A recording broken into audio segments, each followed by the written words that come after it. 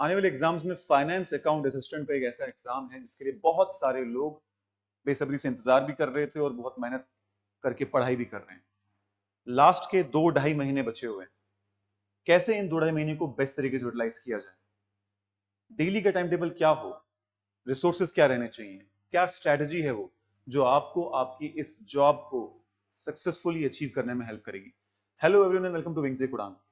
आज इस वीडियो का मकसद है जो लोग भी प्रिपेयर कर रहे हैं उनको एक सेंस ऑफ डायरेक्शन देना और जितना हमारा एक्सपीरियंस है एग्जामिनेशन प्रोसेस के साथ पिछले 10 साल का वो शेयर करना, ताकि आप इन 2.5 महीने को बहुत प्रॉपरली इस्तेमाल कर पाए। सबसे पहले तो मैं बात करूंगा कि इसको हम कहने वाले हैं फाइनल सक्सेस स्ट्रेटजी। ये वो स्ट्रेटजी है जो आखिरी 3 महीने की प्रिपरेशन जो होती है वो आपको गाइड करेगी कैसे करनी है।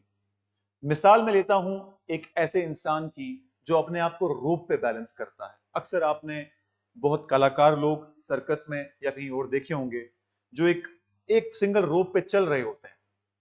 उनको जब स्टार्ट कराई जाती है ट्रेनिंग, सबसे पहली बात पता है क्या बोली जाती है कि बेटा जब रोप पार कर चुके होगे आप तो जो लास्ट के 2-3 कदम है वो सबसे रिस्की होते हैं, क्योंकि इंसान एक्साइटमेंट में होता है और वो लास्ट 3 जो कदम है उनको अगर ध्यान से ना रखा जाए तो आपका पूरा सफर जो है वेस्ट हो जाएगा। वैसे ये लास्ट के 2-3 मंथ जो रह गए हैं आपके पास, ये अल्टीमेट वैल्यू के, they are invaluable. You can not afford to waste these last 3 months. तो 2.5 महीने 2-2.5 महीने के आसपास हैं।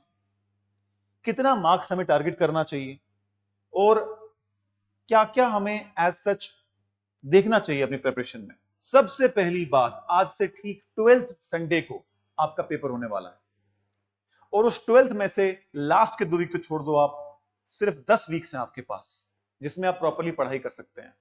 लास्ट के 10 दिन मैं छोड़ रहा हूं रिवीजन के लिए, प्रैक्टिस के लिए 10 से 15 दिन। उसमें तो आप नया कुछ नहीं पढ़ सकते। वो एक ऐसा 15 दिन का टाइम है जो बहुत ज्यादा स्ट्रेसफुल होगा। वो टाइम, उसमें आप कोशिश तो करेंगे नई चीज पढ़ने की, बट दिमाग में रहेगी नहीं, उल्टा जो चीज पढ़ी होगी वो भी भूल सकती है। इसीलिए यूजेबल जो डेज हैं, वीक्स हैं, वो 10 है।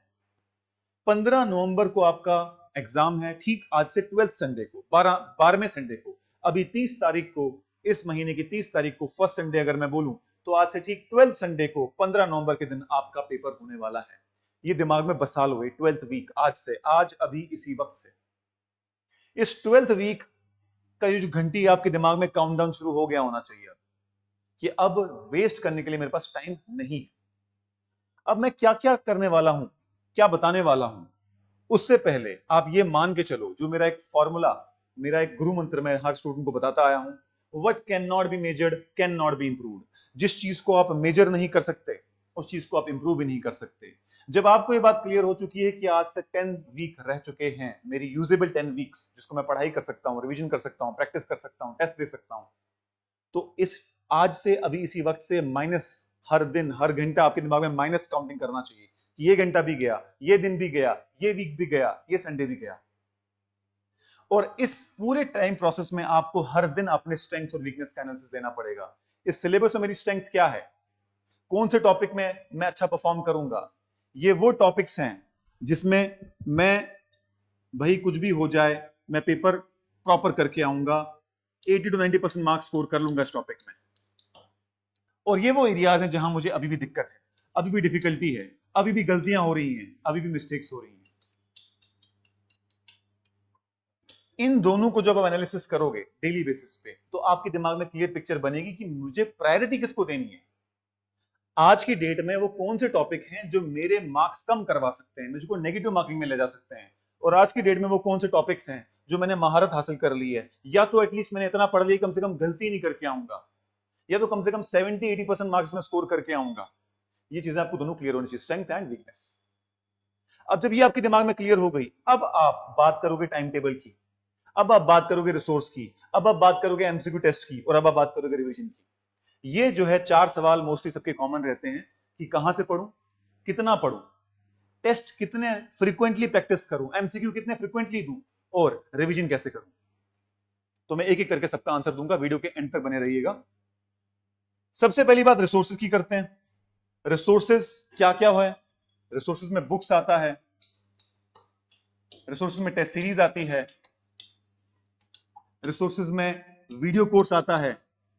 अब क्योंकि आखिरी 2.5 महीने बच गए हैं तो मैं अज्यूम कर रहा हूं कि काफी सी चीजें तो आपने कर चुकी होंगी। इस टाइम पे रिसोर्सेज सिर्फ आप उसी के पूछेंगे जो आपने नहीं पढ़ा है।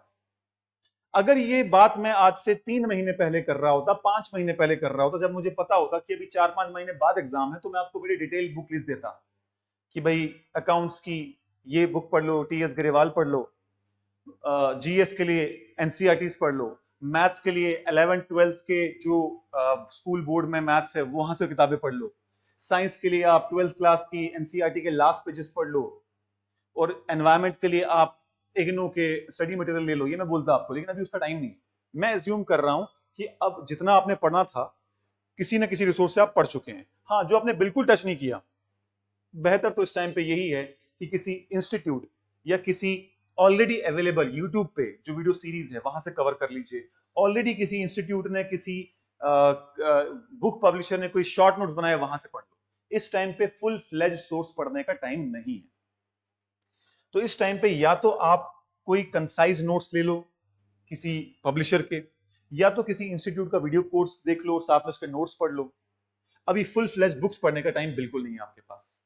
अभी एक्सपेरिमेंट करने का टाइम नहीं है। इस वक्त टाइम है कंसोलिडेशन का, इस टाइम में कंसाइज एंड रिवीजन करने का, या फिर जल्दी जल्दी में इस कंसेप्ट को समझने का। वो बेहतर है कि किसी से आप समझ लो। यूट्यूब पे बहुत सारी सीरीज अवेलेबल है, हमारा कोर्स भी है, किसी और इंस्टीट्यूट का कोर्स है, जहां से भी आपको अच्छा लगता है। ठीक है, तो आप जब स्ट्रेंथ और वीकनेस आइडेंटिफाई कर पाए होंगे कि ठीक है, मैंने जीएस पढ़ लिया, फॉर एग्जांपल मैंने इंग्लिश पढ़ लिया, लेकिन मेरा कंप्यूटर अभी भी वीक है, या मेरा मैथ्स या फिर मेरा साइंस अभी भी वीक है, उसको आइडेंटिफाई करके सबसे पहले इस टाइम पे आने वाले 10 वीक्स में, जो मैंने आपको बताया, सबसे पहले वीक्स में, पहले 4 वीक्स में उनको पढ़ो। एक टॉपिक वो पढ़ो जो आपका स्ट्रेंथ है, और एक टॉपिक वो पढ़ो आपका वीकनेस है। फॉर एग्जांपल जीएस है जो आपकी स्ट्रेंथ है, तो क्यों पढ़ना है इसको, इतना रिवाइज करना है कि जब एग्जाम आए तो इसमें आपकी गलती ना हो। और साथ में अगर आपकी कोई वीकनेस है, फॉर एग्जांपल मैथ्स आपकी वीकनेस है, अब मैं कह रहा हूं कि मैथ्स 10 मार्क्स का है, मैं मानता हूं हो सकता है आप में से बहुत सारे लोग मैथ्स बैकग्राउंड के नहीं, और बड़ा ही वाहियात सिलेबस है मैथ्स का, 11th-12th क्लास का मैथ्स का सिलेबस डाल दिया गया है। मैं किसी से एक्सपेक्ट नहीं करता कि वो उसमें फुल फ्लेज महारत हासिल कर ले, स्पेशली वो लोग जिन लोगों ने कभी मैथ्स 11th-12th का पढ़ा ही नहीं। तो आप 10 में से 10 नहीं ले सकते, तो कम से कम एक टारगेट सेट कर लो कि यार इसमें से मैं 3 नंबर, 4 नंबर, 5 नंबर तो लेना ही लेना है, तो कम से कम उतना मैं पढ़ लूं। अगर 10 टॉपिक मेंशन है, मैट्रिसेस, डिटरमिनेंट्स मेंशन्ड है, लिमिट्स एंड डेरिवेटिव मेंशन्ड है, आप वो टॉपिक पकड़ लो जो आपको कंपैरेटिवली आसान लगते हैं, कम से कम उसमें महारत हासिल कर लो। उस वीकनेस में भी कहीं ना कहीं कुछ नंबर ढूंढ लो। अगर आपका इंग्लिश वीक है तो आप देखो कि भाई कम से कम मोडाल्स में अच्छे से कर लूं, टेंसेस में अच्छे से कर लूं, आर्टिकल्स का यूज में अच्छे से कर लूं। बेशक मैं अगर इंग्लिश में 10 में से 10 ना ला पाया, कम से कम 5 तो ले आऊं। तो वीकनेस को आप ऐसे ट्रीट करो कि ठीक है मेरी वीकनेस है, लेकिन मैं 0 नंबर नहीं लाऊंगा इसमें, मैं कम से कम 50% टारगेट करूंगा। अगर 10 नंबर का कंपोनेंट है तो मैं कम से कम 5 लाऊंगा, अगर 30 नंबर का कंपोनेंट है कम से कम 15 से 20 लाऊंगा। ये आपके दिमाग में होना चाहिए। ऐसा नहीं कर सकते आप कि कोई कंपोनेंट प्योरली छोड़ दो, दिस इज नॉट राइट, वो आपके लिए घातक हो सकता है। समझ गए बात को? तो सबसे पहली बात मैंने क्या बोली, रिसोर्सेज के लिए इस टाइम पे रेफरेंस बुक पढ़ना सही नहीं है, बेहतर ये कि कंसाइज नोट्स मिल जाए आपको किसी इंस्टीट्यूट के, या किसी इंस्टीट्यूट का कोर्स, या यूट्यूब पे फ्री लेक्चर सीरीज जहां से भी मिल रही है आपको, जो आपको अच्छी लग रही है, इसके अच्छे रिव्यूज हैं, अच्छे कमेंट्स हैं। ठीक है, हमने अपने चैनल पे साइंस पूरी पढ़ा डाली है, आप पूरी साइंस वहां से देख सकते हो। हमने अपने चैनल में पीवाईक्यू पूरे डिस्कस कर दिए हैं, वहां से देख सकते हो। किसी और चैनल से मिल रहा है, वहां से देख लो, जहां से आपको अच्छा लगे, wherever you think is good for you. ठीक है जी, अपने स्टूडेंट से पूछो, अपने दोस्तों से पूछो कहां से अच्छा लगता है। तो रिसोर्सेज को तो मैंने बता दिया। दूसरा मैंने बताया कि अब आप पहले वीक में जो वीक 1 की स्ट्रेटेजी होगी, फॉर एग्जांपल, तो क्या होगा, एक कंपोनेंट आपका होगा जो आपका स्ट्रेंथ है, जो आपका स्ट्रांग है, जो आपने अच्छे से पढ़ा हुआ है, और दूसरा कंपोनेंट होगा जो आपका वीकनेस है। आप चाहें तो ऐसा भी कर सकते हैं कि एक कंपोनेंट स्ट्रेंथ वाला और जो 2 कंपोनेंट है वो वीकनेस वाले, 2 + 3, 3 सब्जेक्ट भी चला सकते हो। वेरी करता है पर्सन टू पर्सन कि वो 2 सब्जेक्ट में कंफर्टेबल है कि 3 सब्जेक्ट में कंफर्टेबल है कि 4 में है। जो मैंने ऑब्जर्व किया है 2 ऑप्टिमल होते हैं, 3 भी मैनेज कर सकते हैं, 4 फिर बहुत ज्यादा हो जाता है एक दिन के लिए। ठीक है, तो डेली बेसिस पे आप कर सकते हो। फॉर एग्जांपल अगर मैं अकाउंट्स की बात करूं तो अकाउंट्स के लेक्चर पूरे हमारे चैनल पे अवेलेबल हैं, किरण सर भी पीवाईक्यू करवा रहे हैं, वहां से भी कर सकते हो। ठीक है जी, ठीक है, आगे आते हैं नेक्स्ट सवाल पे, दैट इज टाइम टेबल। कितने नंबर ऑफ आवर्स पढ़ना चाहिए? ये कोई one size fits for all formula नहीं है कि आप इतने घंटे पढ़ो, 10 घंटे पढ़ो, 5 घंटे पढ़ो, 3 घंटे पढ़ो, हर किसी के लिए वेरी करता है। जब आप स्ट्रेंथ और वीकनेस को आइडेंटिफाई कर लो और आपको समझ में आए कि ये कंपोनेंट जो है ये मैंने बिल्कुल नहीं पढ़े अभी, और उसको वीक्स में डिवाइड करना शुरू करो कि भाई वीक 1 में मुझे ये खत्म करना ही करना है। फॉर एग्जांपल आपने अगर मैथ्स बिल्कुल नहीं पढ़ा तो वीक 1 में मैथ्स खत्म करना है, या वीक 1 और वीक 2 मिला के मैथ्स खत्म करना है, तो आपको समझ में आएगा कि मैथ्स को पर डे में कितने नंबर ऑफ आवर दूं। ऐसा हो सकता है कि आपको 5 घंटे देने पड़े, ऐसा हो सकता है आपको 10 घंटे देने पड़े, ऐसा हो सकता है आपको 2 घंटे देने पड़े। तो depending upon your strength and weakness आप डिसाइड करोगे कि मुझे कितने घंटे दिन में पढ़ने चाहिए। मेरा एक्सपीरियंस ये कहता है कि 5 से 8 घंटे के बीच प्रोडक्टिव होते हैं, उसके ऊपर थोड़ा जबरदस्ती इंसान पढ़ रहा होता है। बट अगेन आप हो सकते हैं ऐसे इंसान हो जो 10 घंटे भी पढ़ पाए, 12 घंटे भी पढ़ पाए, आप तक है, आपको ज्यादा पता है अपने बारे में। तो नंबर ऑफ आवर्स इस बात पे डिपेंड करेंगे कि जब आप week 1, week 2, week 3, week 4 and so on, हम वीक 10 तक अपना सिलेबस डिवाइड करें आज की डेट में, आज ही बैठ के ये करेंगे आप कि मेरा इतना सिलेबस बकाया है, ये मैंने पढ़ा है, इसकी मुझे रिवीजन करनी है, मैंने बिल्कुल नहीं पढ़ा, मुझे इसको पढ़ना है। जो बिल्कुल नहीं पढ़ा वो वीक 1, वीक 2, वीक 3, वीक 4 में जाएगा, और जो पढ़ा हुआ है वो फिर ऑनवर्ड्स बाकी वीक्स में आएगा। समझ गए बात को? हाँ, ये बात जरूर याद रखना कि जब भी आप कोई कंपोनेंट शुरू करते हो उसके साथ एक आसान कंपोनेंट भी रखो जो आपको अच्छे से आता है। सिर्फ वही मत पढ़ो जो डिफिकल्ट है, जो आपको डिफिकल्ट लग रहा है, क्योंकि इससे इंसान की मोटिवेशन टूट जाती है। दूसरी बात, एक बात और याद रखना, जहां तक टाइम टेबल की बात आए, आज से लेकर 15 नवंबर तक आपका 1 मिनट भी वेस्ट नहीं होना चाहिए, ना रील देखने में, ना घूमने फिरने में, ना किसी और अननेसेसरी चीज में। आज से आपका हर मिनट, हर टाइम जो है एक प्रेसिडेंट की तरह है। सब जो है घंटा डिवाइडेड है, आज इतने घंटे से इतने घंटे पढ़ाई करनी, इतने घंटे से इतने घंटे रिवीजन करनी, इतने घंटे से इतने घंटे एमसीक्यू प्रैक्टिस करना है। समझ में आ गई बात? You don't have a minute to waste. 2.5 महीने रह गया है बस। तो कितना घंटे पढ़ना है? जब आप इन 10 वीक्स में जो आपके पास बच गए हैं सिलेबस डिवाइड करोगे, तो आपको समझ में आ जाएगा कि अगर मैथ्स का मुझे matrices, determinants plus limits and derivative खत्म करना है तो मुझे 2 दिन में करना है, तो फिर उसमें कितने भी घंटे लगे आपको लगाने पड़ेंगे। हाँ, 7 to 8 आवर्स की नींद जरूर करो। मैं नींद कम करने के लिए बिल्कुल नहीं बोलूंगा, क्योंकि इतना पढ़ना है तो रिटेन भी करना है दिमाग को रेस्ट भी चाहिए। तो 7 to 8 आवर्स जरूर सो। एवरेज स्लीप ये जरूरी होती है। कई लोगों की रिक्वायरमेंट कम होती है, वो कम भी कर सकते हैं, लेकिन एवरेज इंसान को 7 से 8 घंटे की नींद जरूरी है जो इतना पढ़ रहा है। उससे कम नींद में उसका जो रिटेन नहीं होगा, उसको फ्रेशनेस नहीं आएगी वो पढ़ाई की। आप ऐसा भी कर सकते हैं कि 6 घंटे सोने के बाद दिन में 1 घंटे सो जाएं, ताकि रिफ्रेश फिर से हो जाए। एक पावर नैप के बाद एक अच्छी रिफ्रेशिंग आती है। तो आप लंच के बाद आधा घंटा 1 घंटा सो सकते हैं, और शाम को 6 घंटे पूरे कर सकते हैं, या फिर आप एक ही गो में 6 to 7 to 8 आवर्स सो सकते हैं। तो कितने घंटे देंगे इस बात पर डिसाइड करेगा कि आपके कितना सिलेबस बचा हुआ है। अब टेस्ट एंड रिवीजन, इसको मैं कहता हूं रूथलेस रैपिड रिवीजन। जो आपका ये टेस्ट एंड रिवीजन है, ये आपकी रीढ़ की हड्डी है, ये ढांचा है जो पूरे उसको होल्ड कर रहा है। हर दिन आपको एमसीक्यू प्रैक्टिस करने हैं उस टॉपिक पे जो टॉपिक आपने पढ़ा। मान लीजिए अगर आप दिन में 8 घंटे पढ़ रहे हैं, तो आप 6 घंटे पढ़ाई करो, 2 घंटे एमसीक्यू प्रैक्टिस कर रखो, और एमसीक्यू करो उसी टॉपिक पे जो आपने पढ़ा है। जैसे कि हमने अपनी टेस्ट सीरीज लॉन्च की है 45 टेस्ट सीरीज की समर्थ, जो हमारी ऐप पे अवेलेबल है, डिस्क्रिप्शन पे लिंक है उसका। इसमें हमने क्या किया है, हमने 35 सेक्शनल टेस्ट रखे हैं और 10 फुल लेंथ टेस्ट रखे हैं। इस 35 सेक्शनल टेस्ट का शेड्यूल आपको हमारी ऐप पे मिल जाएगा, जिसमें हमने छोटे छोटे टॉपिक डिवाइड किए हैं। 20-20 क्वेश्चन आपको हर टॉपिक पे पहले टेस्ट में मिलेंगे। हर 35 जो सेक्शनल टेस्ट है उसमें 60 क्वेश्चन है, और 10 फुल लेंथ टेस्ट है उसमें 120 क्वेश्चन है। इसका सिलेबस देखते हुए आप यहां से क्वेश्चन भी उठा सकते हो, या फिर आप किसी और इंस्टीट्यूट से कर सकते हो, या फिर आप एआई से भी जनरेट कर सकते हो। कुछ भी गलत नहीं है उसमें, एआई पे अच्छे सवाल बना के दे देगा आपको। ठीक है, तो आपको 2 किस्म की एमसीक्यू प्रैक्टिस करनी है। एक तो डेली वाला, डेली मैं आपको एक बड़ा इंपॉर्टेंट टारगेट दे रहा हूं कि डेली आप कम से कम 60 एमसीक्यूज करो। 60 क्यों बोल रहा हूं, क्योंकि ये हाफ सिलेबस टेस्ट हो जाता है। कैसे? 30 पहली शिफ्ट में मॉर्निंग में, और 30 इवनिंग में या फिर सोने से पहले, डेली। ये डेली एमसीक्यू हो गए। वीक में कम से कम एक फुल लेंथ टेस्ट तो लगाना आपके लिए जरूरी है, चाहे आपका सिलेबस पूरा हुआ हो या ना हुआ हो, फुल सिलेबस टेस्ट लगाना जरूरी है हर वीक में। और संडे जो है आपका, जो संडे है वो पता है क्या होगा, टेस्ट, फिर टेस्ट का एनालिसिस एंड रिवीजन। रिवीजन में भी 2 किस्म की रिवीजन होगी, एक थ्योरी की होगी और एक एमसीक्यू की रिवीजन होगी। एमसीक्यू टेस्ट की रिवीजन, अब थ्योरी की रिवीजन तो समझ में आता है सर, ये एमसीक्यू टेस्ट की रिवीजन क्या है? एमसीक्यू टेस्ट की रिवीजन ये है कि जो पूरे वीक में आपने 60 एमसीक्यू किए हैं उनको फटाफट रिवाइज करो। क्यों बोल रहा हूं एमसीक्यू रिवाइज करने के लिए? क्योंकि अगर मैं आज आपको एक एमसीक्यू देता हूं और आप उसको गलत अटेंड करते हो और आप मैं 1 महीने बाद फिर एमसीक्यू देता हूं वही और आपने उसकी रिवीजन नहीं की है, तो आप सेम गलती दोबारा मिस्टेक रिपीट करोगे। तो एमसीक्यू की रिवीजन भी होगी, थ्योरी की रिवीजन भी होगी, टेस्ट की रिवीजन भी होगी। टेस्ट एनालिसिस में अच्छा खासा टाइम दोगे, अगर हर एमसीक्यू के एक्सप्लेनेशन को देखोगे तो आपको इनको रिवाइज करने में हार्डली आधा घंटा लगेगा, 15 मिनट लगेगा, क्योंकि आपने उस टेस्ट को टाइम लेके दिया हुआ है। उस 120 क्वेश्चन के टेस्ट में आप 2 घंटे दिमाग लगा के बैठे और उसके बाद आपने 1 घंटे एनालिसिस में भी दिया है, तो बड़ी तेजी से रिवीजन हो जाएगी, इसमें कोई टेंशन की बात नहीं है। ये बहुत इंपॉर्टेंट है, I can not stress enough how important this is, don't forget. तो रिवाइज एवरी संडे, थ्योरी भी और एमसीक्यू भी और जो टेस्ट आपने दिया है उसको। जैसे कि अब मैं बात करूं,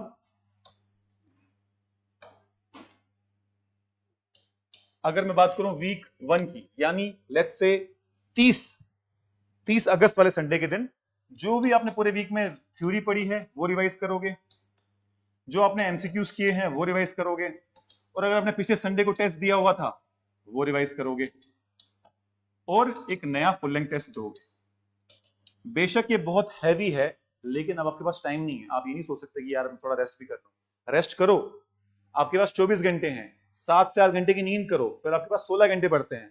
16 घंटे में आप खाना पीने के लिए भी ब्रेक लोगे, नहाने के लिए भी ब्रेक लोगे, वॉक भी करो, उसके बावजूद भी आपके पास 8 आवर्स तो प्रोडक्टिव बचेंगे ही। समझ गए बात? तो इसीलिए आपको उन 8 घंटों को बहुत अच्छे से इस्तेमाल करना है, और अगर आपकी कैपेसिटी ज्यादा नंबर ऑफ आवर्स की तो और भी अच्छी बात है। बट मेरे एक्सपीरियंस के हिसाब से 5 से 8 घंटे प्रोडक्टिव होते हैं, उसके बाद इंसान फोर्सबली बैठता है। समझ गए बात को? So this is the revision strategy. अगर आपको टेस्ट नहीं पता कहां से दें, तो हमारे ऐप पे समर टेस्ट सीरीज है। अगर आपको लग रहा है कि सर एक पर्टिकुलर कंपोनेंट चाहिए, तो हमारे इकोनॉमी का अलग कंपोनेंट का ऑलरेडी हमारे ऐप पे अवेलेबल है, हमारे साइंस कंपोनेंट का ऑलरेडी ऐप पे अवेलेबल है, अकाउंट्स का ऑलरेडी अवेलेबल है, वहां से भी आप देख सकते हो। इनफैक्ट हमारे यूट्यूब पे भी काफी सारा हमने पढ़ाया हुआ है, साइंस को भी, जीएस को भी, इकोनॉमी को भी, अकाउंट्स को भी, वहां से भी देख सकते हो, जहां से आपकी मर्जी है, या फिर किसी और चैनल से, जहां भी आपको अच्छा लग रहा है, डजंट मैटर। ठीक है? सो अगेन, सबसे पहली बात आपको करना क्या है, ये समझना है कि भाई मेरे पास सिर्फ रह गए हैं 10 वीक्स। आज से 12वें वीक में मेरा पेपर होगा। मैं 10 वीक क्यों बोल रहा हूं? क्योंकि लास्ट के 2 वीक में छोड़ रहा हूं कि वो प्रोडक्टिव नहीं मानता मैं, उसमें रिवीजन और सिर्फ एमसीक्यू प्रैक्टिस होगी। लेकिन जो 10 वीक है काफी प्रोडक्टिव हो सकते हैं। अब 10 वीक में करना क्या है, उससे पहले आपको स्ट्रेंथ आइडेंटिफाई करने की, मैं जो अच्छे से पढ़ चुका हूं, और वीकनेस आइडेंटिफाई करनी, जो मैं अच्छे से नहीं पढ़ा, जो मुझे अच्छे से समझ नहीं आया। तो आपको क्या करना है कि आपको इंश्योर करना है कि जो मेरी स्ट्रेंथ और वीकनेस है उसको मैं बैलेंस करूं। कैसे बैलेंस करूं? दिन में एक कंपोनेंट वो पढ़ूं जो मैंने ऑलरेडी अच्छे से पढ़ा हुआ, उसको रिवाइज करूं फास्ट फास्ट, और 2 कंपोनेंट ऐसे पढ़ूं जो मुझे कम आते हैं। और हर दिन डेली बेसिस पे, अगर आप 8 घंटे पढ़ रहे हैं तो 6 घंटे आप पढ़ाई करिए, 2 घंटे एमसीक्यू रखिए। डेली एमसीक्यू करना बड़ा जरूरी है। सुबह 1 घंटे एमसीक्यू करो, शाम को 1 घंटे एमसीक्यू करो, 30-30 एमसीक्यू। ठीक है ना? मेन एग्जाम में आपको 2 मिनट मिलते हैं, 1 मिनट मिलता है एमसीक्यू लिए। अगर आप 2 घंटे एमसीक्यू के लगा रहे हैं, 60 एमसीक्यू दिन पे कर रहे हैं, 30 सुबह 30 शाम, तो आपको 2-2 मिनट एमसीक्यू लिए मिल रहे हैं। अच्छे से कर सकते हो, टाइम टेकिंग प्रोसेस से ले सकते हो। दूसरी बात, जब आप टेस्ट दोगे तो आपको जो टेस्ट है that should be in an examination condition. ठीक है? अच्छा, नंबर ऑफ आवर्स कितने लगाने डिपेंड करेगा कि अगर आपने 10 वीक में अपना पेंडिंग सिलेबस रखा हुआ है जो आपने अभी तक बिल्कुल नहीं पढ़ा, तो आपको डिवाइड करना है वीक के हर दिन में कि यार अगर मुझे मैथ्स के 10 टॉपिक पढ़ने हैं तो मुझे 10 दिन में हर दिन में एक टॉपिक पढ़ना है, या 5 दिन में करना है तो हर दिन में 2 टॉपिक करने हैं। उस हिसाब से आपको नंबर ऑफ आवर्स भी लगाने पड़ेंगे। और टेस्ट आपको हर वीक देना ही देना है, हर दिन एमसीक्यू करने ही करने हैं, इसमें कोई आपके पास ऑप्शन ही नहीं है। बाकी अगर आपको किसी भी किस्म की हेल्प चाहिए, डिस्क्रिप्शन बॉक्स में लिंक है, आप हमें कांटेक्ट कर सकते हैं, हमारे कांटेक्ट नंबर्स दिए हुए हैं। साथ ही साथ मैं आपको बता दूं कि जो ये पर्टिकुलर टाइम है, बेशक ये बहुत डिफिकल्ट टाइम गुजरेगा आपके लिए, मेहनत से भी, प्रेशर से भी, मेंटल स्ट्रेस से भी, लेकिन एक बार हमेशा याद रखिए कि अगर ये आपने टाइम कंज्यूम कर लिया बहुत अच्छे से, तो इसका रिटर्न आपको डेफिनेटली मिलना है, इसमें कोई डाउट नहीं, कोई दो राय नहीं है। तो बस कुछ देर की मुसीबत है, कुछ देर का मेहनत है, और फिर लाइफ टाइम ऑफ आराम है। इस चीज को दिमाग में रखना। अपनी मोटिवेशन के लिए वो याद रखना कि जब आपके पेरेंट्स को ये न्यूज मिलेगी कि आपकी नौकरी लग गई है, उनकी आंखों में जो खुशी होगी, उनके जो प्राउड फील करेंगे आपके ऊपर, जो आपकी रेस्पेक्ट सोसाइटी में बढ़ेगी, वो रेस्पेक्ट, वो माँ बाप का प्राउड उनकी आंखों में खुशी, it is all worth it for that. So thank you so much. All the best.